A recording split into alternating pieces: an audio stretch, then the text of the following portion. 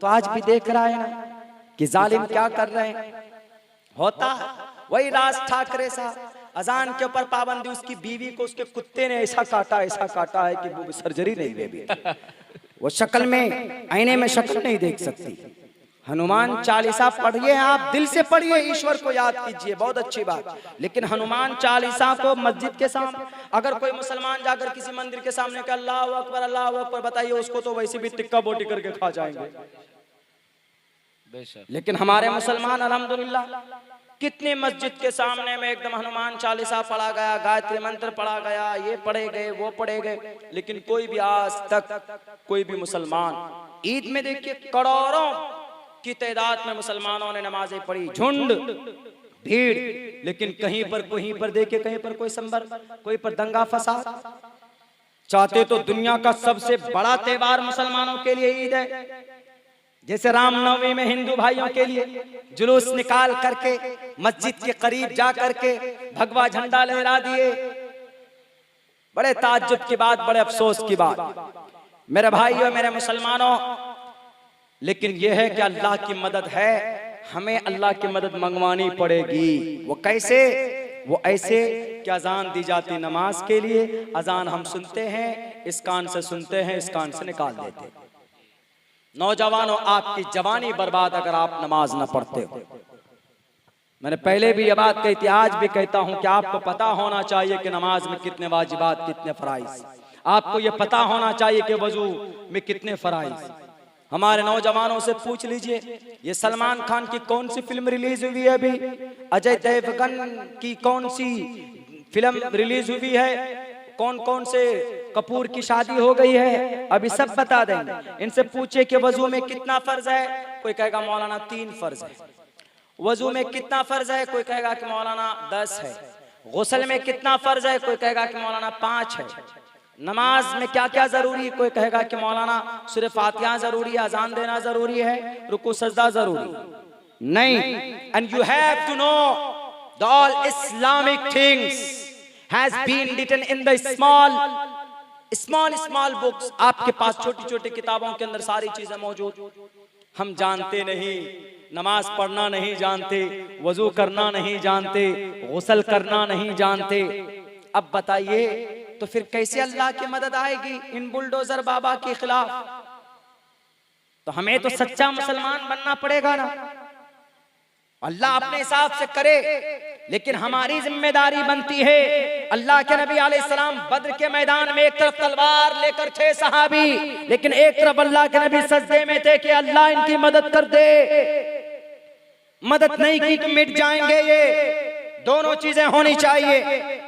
मुंह में जुबान हो, इन जालिमों के खिलाफ तकरीर हो, इन जालिमों के खिलाफ केस हो, इन जालिमों के खिलाफ रिट पिटीशन हो, और इन जालिमों के खिलाफ अल्लाह से बद्दुआ भी हो, या दुआ हो हिदायत की, या मसले का हल की भी दुआ हो कि अल्लाह हमारी मदद फरमा, हम कमजोर। हम सिर्फ कोर्ट पर, हम सिर्फ कानूनी या प्रोटेस्ट पर निर्भर नहीं हो सकते। हमें अल्लाह से भी मदद मांगने की जरूरत है। कोई परेशानी आती है तो हम अल्लाह से मदद करें। अल्लाह के नबी अलैहिस्सलाम कोई परेशानी आती थी तो 2 रकात नमाज पढ़ते थे और फिर अल्लाह से दुआ करके मैदान में निकल पड़ते थे, फौरन निकल जाते। इसलिए मेरे साथियों, वक्त भी बहुत हो चुका है, मेरी आवाज भी जवाब दे चुकी। क्या हाजी साहब? जी बिल्कुल, 2:30 बज गए।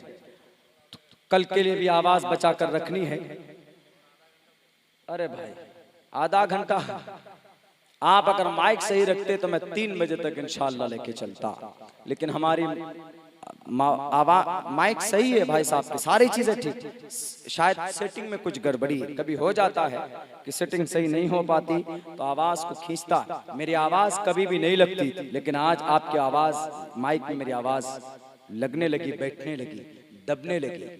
तो बैरकैफ जरूरी है, कंपलसरी ये है कि हमें अपने मजहबी एतबार से हमें स्ट्रॉन्ग बनना पड़ेगा। अल्लाह तबारक व ताला से मदद मांगनी पड़ेगी, तभी जाकर अनाप शनाप कवानीन बनाए जाते हैं।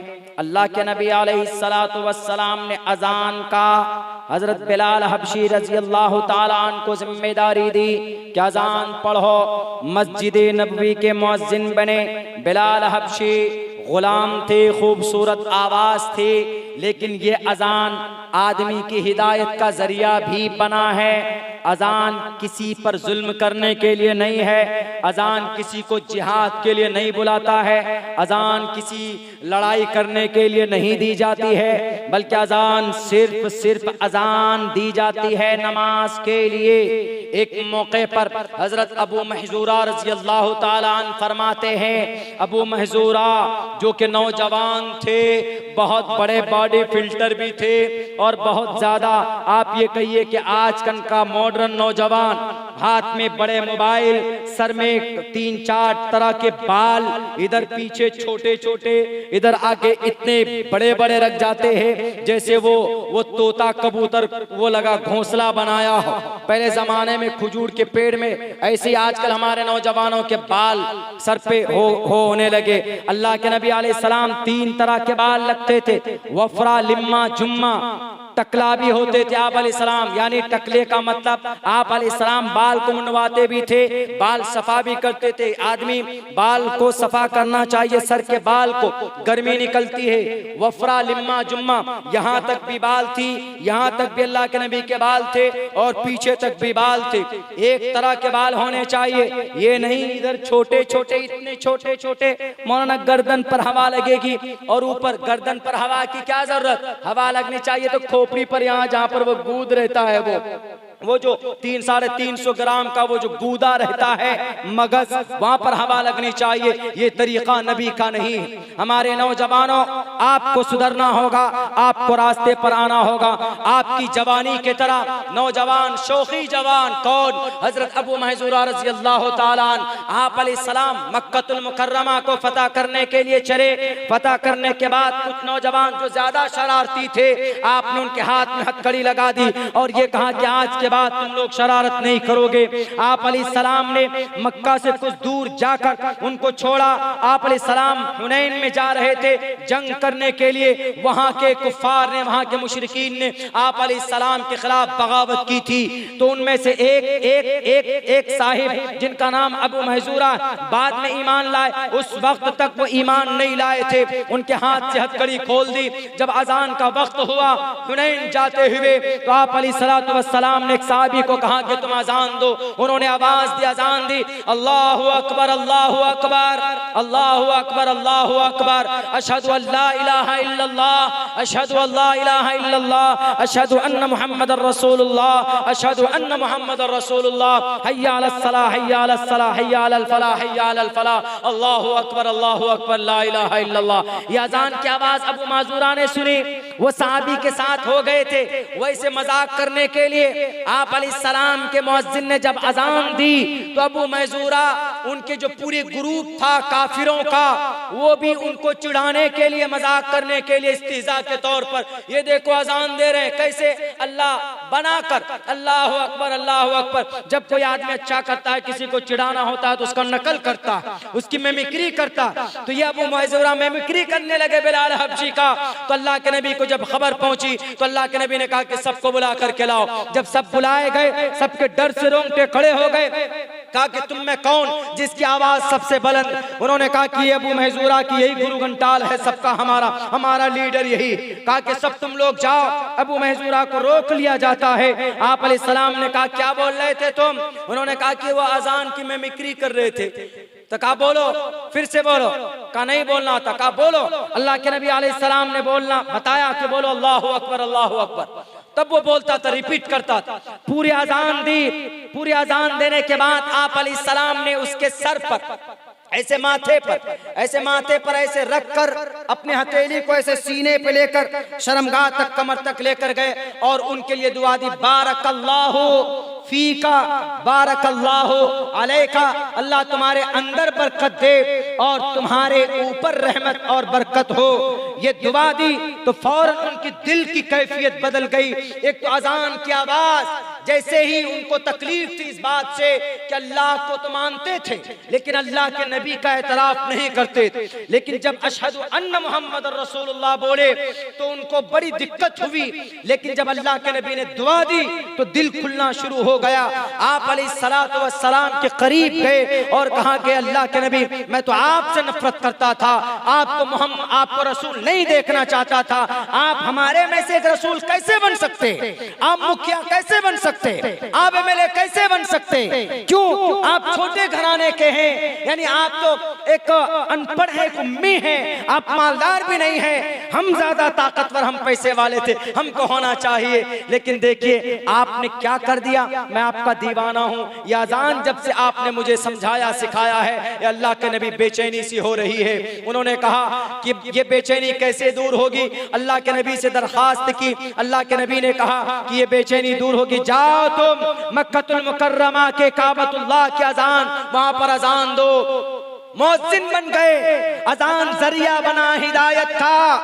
अजान से ये साबित तो है कि इंसान सीधे रास्ते पर आता है, लेकिन अजान से ये साबित नहीं है कि अजान की वजह से कोई दाइश को जाकर ज्वाइन किया हो, कोई अल-कायदा का कोई टेररिस्ट बना हो, कोई ISIS के दामन को थामा हो, कोई माए कलाल ये साबित नहीं कर सकता। मेरे देश के मुसलमानों, मेरे हिंदुस्तान के हिंदू भाइयों, इन राजनेताओं के चक्कर में आओगे तो दुनिया तो बर्बाद होगी ही, लेकिन मरने के बाद परमात्मा के सामने जब खड़ा होगे तो वहां पर भी जवाब नहीं दे पाओगे। आपके माता पिता भी आपसे नाराज होंगे कि हमने अपने बेटे को किस गली के अंदर छोड़ दिया था कि अपने राजनेताओं के कहने पर अपने आप को कुर्बान कर लेते। ये राजनेता, इन राजनेताओं की वजह से आप अपनी जिंदगी तबाह मत करो। किसी भी पार्टी को सपोर्ट करो, वो आपकी इच्छा है, किसी भी नेता को आप अपना लीडर मानो, वो आपकी चॉइस हो सकती है, लेकिन उनके कहने पर कोई इलीगल काम मत कीजिए, उनके कहने पर हिंदू मुसलमानों के बीच में दरार पैदा मत कीजिए, उनके इशारे पर, उनके फेंके हुए पैसों की वजह से आप अपनी आखिरत को बर्बाद करने की कोशिश मत करो, आप अपने परमात्मा को नाराज मत करो। इसलिए कि मरेंगे जब आपके माँ बाप आपका साथ नहीं देगा तो मरने के बाद ये नेता तो पहले ही दुम दबा कर भाग जाएंगे। पहले तो इन नेताओं का बेड़ा पार होना मुश्किल है, इनको जब एक एक चीज का हिसाब देना पड़ेगा कि करोड़ों रुपए तुम्हारे अकाउंट में थे, किस किस के लिए कहां कहां पर खर्च किए थे, इसलिए कि सवाल का जवाब देना पड़ेगा। फीमन फका मिन ऐन इक्तसबा, कहां से कमाए कहां खर्च किया, ये सवाल होगा। आम आदमी तो निकल जाएगा बड़ी आसानी से जवाब देकर, लेकिन फंसेंगे ये बड़े बड़े लोग, ये मंत्री संतरी फंसेंगे जिनका US के अंदर, जिनका स्विस बैंक के अंदर जिनके पैसे भरे हुए, जो मुखिया मेंबर बने हुए। सही इस्तेमाल किया होगा पैसों का तो बहुत अच्छा, लेकिन गलत किया होगा तो इनका बेड़ा पार नहीं हो सकता।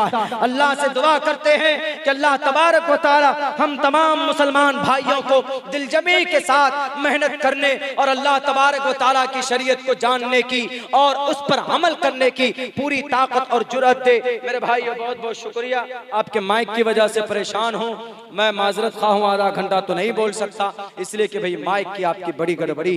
अस्सलामु अलैकुम व रहमतुल्लाहि व बरकातुहू। दुआ करा दें। दरूद शरीफ पढ़ लीजिए। अल्लाहुम्मा सल्ली अला मुहम्मद व अला आलि मुहम्मद कमा सल्लैता अला इब्राहीम।